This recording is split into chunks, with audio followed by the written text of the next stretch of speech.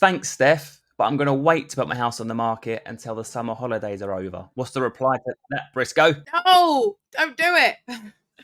No, listen, on a serious note, there is merit in waiting for the summer holidays to be over in a way, because yes, there are fewer buyers looking for properties during the summer holidays. I mean, anyone who's got kids, you are not going to have the time or the energy or anything like that to be sat there on Rightmove or to be viewing houses or anything like that. So it does narrow down the audience to an extent. However, there are also fewer properties on the market in that time and therefore less competition for you as a seller. So if you wait until September, which is what a lot of people do, you'll end up launching at a time where lots of other people launch onto the market. You end up just being one of many properties for buyers to look at. And then you end up still with the same scenario, because yes, the number of buyers might have increased, but your competition's also increased. If you need to go now and you want to go now, do it now. It's not going to be that detrimental going on the market in the school holidays. When someone says to me, Perry, what's the best time to sell my house? My reply is always whenever the right time is for you. You can't, it's just nonsense that you can't call the best time. The best time is when the buyer who wants to buy a house like yours is in the market, and no one's got a beacon on their head walking around saying, I want a 4-bed detached house on Westvale Park in October. So you've just got to go to market with great marketing. And the thing is with it, summer holidays particularly, as we're coming into that, or we're in it, he says, with 4 kids indoors, no one's really away for 6 whole weeks. So all that happens is they might be away for 2 at max. We're away next week for a week. And what happens is the interest that you might get 10 days after you launch the market, when it's not school holidays, you'll just get that dribbed across 6 weeks. You might have 3 viewings that Saturday, 2 on that one on that one, rather than, hopefully, if you watched our previous video, go back and watch it on pricing, and you've priced it well and you've launched a market and you've got a decent amount of interest, rather than having 6 viewings on a Saturday, you might have 6 across 6 weeks. So I'm a massive fan of, also, when it comes to timing, I always say is, let's have a quick look. You've got a 4-bed detached house. There's 5 4-bed detached houses on the market within a half-mile radius of your house. Not now. Maybe let some supply drop a little bit and get one of those come off the market, go under offer, and then we can review. But fundamentally, it's whatever is the right time for you. You also have to work out and think about what your key demographic is going to be for your house. Because actually, there's quite a few people I've noticed whereby they've got kids and they're looking to then upsize, but they're thinking, we'll wait and we'll do it after the school holidays.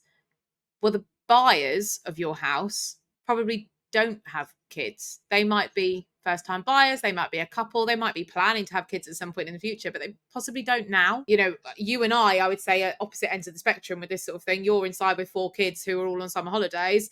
I'm no kids, and there's not a chance I will be going away during the school holidays because of Yeah. prices and because I don't want loads of kids by the pool when I'm there. So Yeah. you can guarantee I will be going away in September, or I would have gone away in June.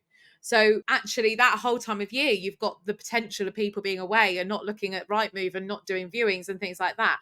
But there is also going to be a massive demographic of people who think actually July, August is a great time to be out there viewing houses and doing things, because their timings haven't changed because of school holidays. Nothing has tweaked or changed for them.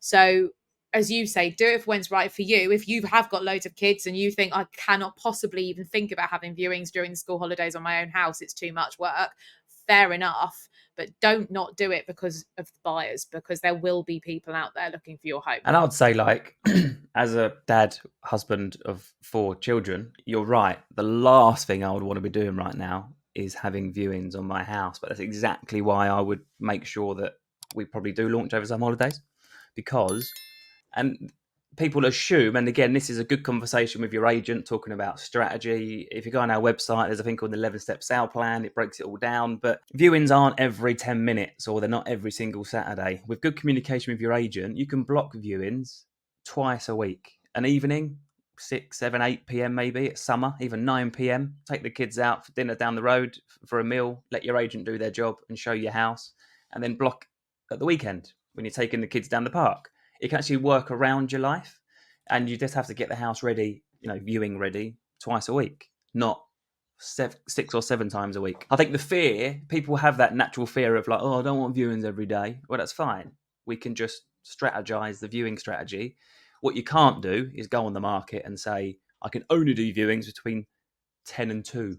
Like, you need to be, we're 8 till 8, 7 days a week. So we've got a specialist viewing team that are great and do viewings at any time of day of week. So that's the important thing. Be available, but you can structure it in the way that suits you. Great. Steph, thank you. We'll jump on again next week and try and do more of these kind of bite-sizey kind of videos, answering the common fears and worries and questions that we keep seeing pop up. If you're not in the Facebook group, do join it. It's 15,000 people, many of which are really good estate agents, most of which are just people that have been through the process themselves and can offer you some peer-to-peer help and advice. And to add on to that, there's also quite a few surveyors in that group, and there's quite a few conveyancers in that group. So there is actually a lot of assistance and help from all aspects of the process of buying or selling a house. And it's pretty mad, just quite silent. When I set it up like 10 years ago, I just wanted a place. I thought, it had no members once upon a time, and it was just a place where someone could go and get some impartial advice. Now, I'm really surprised by the amount of openly sharing helpful conveyances there are and surveyors. There's no like, I'm a surveyor, drop me a message so I can charge you for a survey. There's some like real, genuine, long posts giving great advice, which is incredible to see because generally people wouldn't be able to get access to that kind of advice for free. Great work, Steph. I will see you next week. Bye.